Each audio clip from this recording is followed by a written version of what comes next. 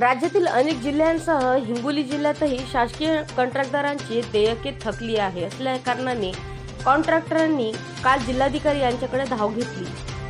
2024 मध्ये 1,500 कोटीची कामे मंजूर झाली होती। यावेळी 1.5 वर्षापासून कॉन्ट्रॅक्टरांना केवळ 10% रक्कम मिळाली असून जानेवारी 2024 पासून आतापर्यंत एकही रुपया मिळाला नसल्या कारणाने कंत्राटदार आर्थिक अडचणीत सापडले आहेत। याच विवेचनेतून सांगली येथील हर्षिल पाटील यांनी आत्महत्या केल्याचा प्रकार घडला। कॉन्ट्रॅक्टरावर अशी दुर्दैवी वेळ येणे ही खेदकारक आहे। हिंगोलीतील शासकीय कंत्राटदारांनी मत व्यक्त केले। 1 ते 1.5 वर्षापासून आम्ही जे विविध योजना शासनाकडे काम करतोय, PWD आहे, जिल्हा परिषद आहे, जल जीवन मिशन आहे, प्रत्येक कामाचे आत्तापर्यंत जे लोकांनी काम केले त्याचे फक्त 10% आत्तापर्यंत वर्षभरात काम केले 10% निधी फक्त उपलब्ध झाला आहे। आता सगळ्याकडे काय घरचा पैसा नाही, कोणी बँकेतनं CC घेतलेली आहे, कोणाचे मशिनरीचे हप्ते आहेत, लेबरचे पैसे आहेत, कोणी मटेरियल उधार घेतलेले आहे। आता ते सगळे लोक तगादा लावत आहेत की आमचे पैसे द्या, आमचे पैसे द्या। आता शासनानं एका वर्षात पूर्ण जे केलेले काम त्याचे 10% पैसे दिले, 10%मध्ये आम्ही कोणाकोणाला देणार। आता अशी परिस्थिती आहे की मंथ एंड आला तर बँकेचं इंटरेस्ट ते भरायला सुद्धा आमच्याकडे पैसे नाहीत।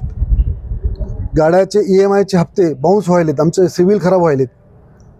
आता ह्या मानसिक तणावामुळे ही कालची घटना झालेली आहे। जी घटना न तर आतापर्यंत आम्ही जवळजवळ 30 वर्षापासून काम करतो, अशी घटना कॉन्ट्रॅक्टरशिपमध्ये झालेली नाही। ही घटना पहिल्यांदा झालेली आहे आणि ही फार म्हणजे जीवाला म्हणजे आता काय त्याला शब्द नाही माझ्याकडं। कंत्राटदारावर अशी वेळ यावं म्हणजे हे महाराष्ट्र शासनाला शोभलं पाहिजे की बाई की पैसे नसताना एवढे कामं काढले आणि कामं काढले तर काही त्यांच्याकडून हालचाल नाही। आम्ही निवेदन देऊ परेशान आहोत, सगळ्याला भेट घेतली पण कोणीच काही त्याचं आम्हाला हे देत नाही प्रतिसाद। जिल्हाभरातली आपल्या हिंगोली जिल्ह्याची जवळजवळ सार्वजनिक बांधकाम विभाग माझ्या हिशोबानं जवळ कमीत कमी 700 कोटी आहेत।